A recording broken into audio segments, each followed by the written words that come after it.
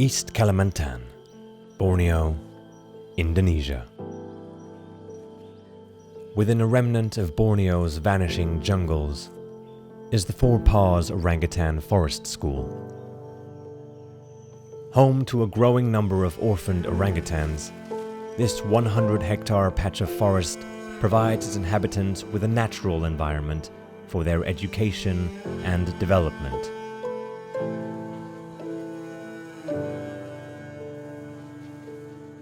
One of them is Robin.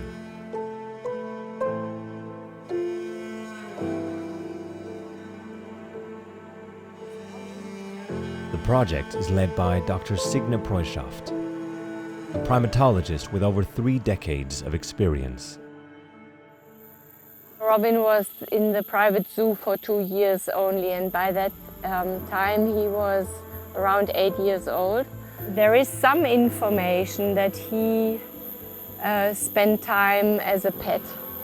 I think he has been loved, and he cannot be released because he's too, we say, humanized. He's too fixated to interact with humans, to steal things from humans, to play with, and so on. And that would make it very dangerous for him. If he ever came out from the cage, he would probably immediately not run into the forest, but run to people.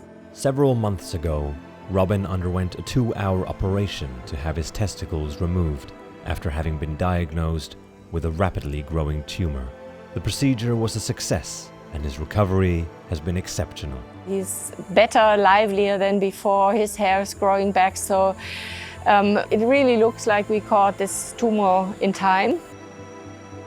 This is Amalia, another orphaned orangutan living here at the PAWS Forest School.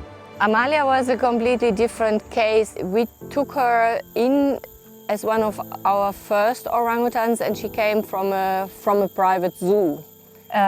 She was, at that time, I think we estimated her to be around 6 years. She acted very independent. She didn't try to establish really a good relationship with people. And we thought that maybe she was older when she lost her mother, maybe 3 years or perhaps even 4.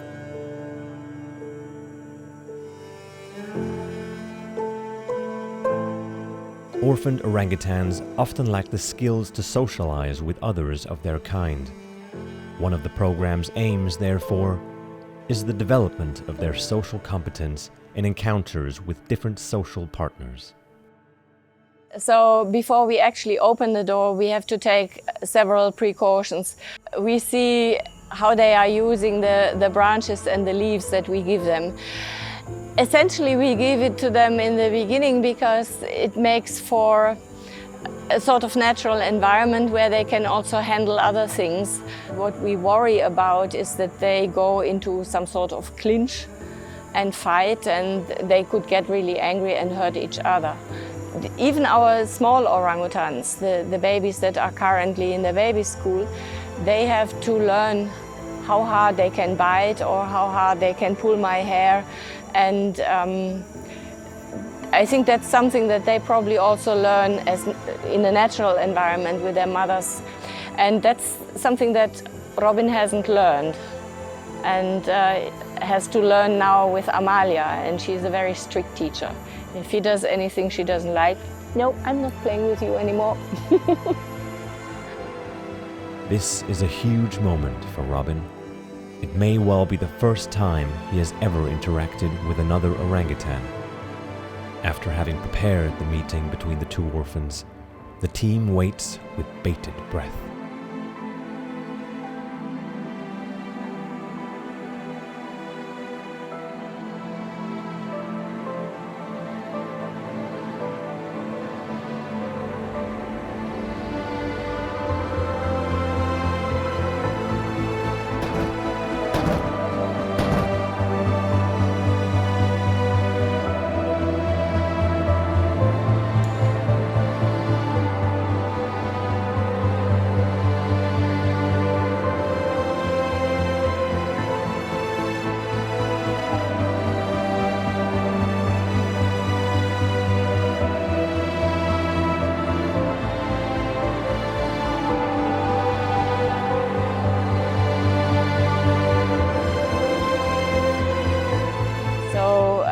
We saw from his behavior that probably he hasn't met another orangutan since he became a captive orangutan. He excels at the interactions across the bars. He has all the tricks of enticing the interaction partner, sticking through his hands, holding them, touching somebody, going head down, pressing his shoulders or his back to make the other one that is perhaps a little bit reluctant and not trusting him entirely. Robin can look forward to a nice life, and he's still young, yeah, just 10 years. So he can still live like 30 to 40 years. Hopefully we will find other partners for him. Can be different partners successively, that would be normal for an orangutan male, but we have to take him out of these cages and give him a better environment. Something where he can feel the ground under his feet and not so much noise from the road. The road along which the orangutans must travel is long and not without its challenges. But thanks to the dedication of Dr. Proyshoft and the PAWS Orangutan Forest School, it is a road worth traveling.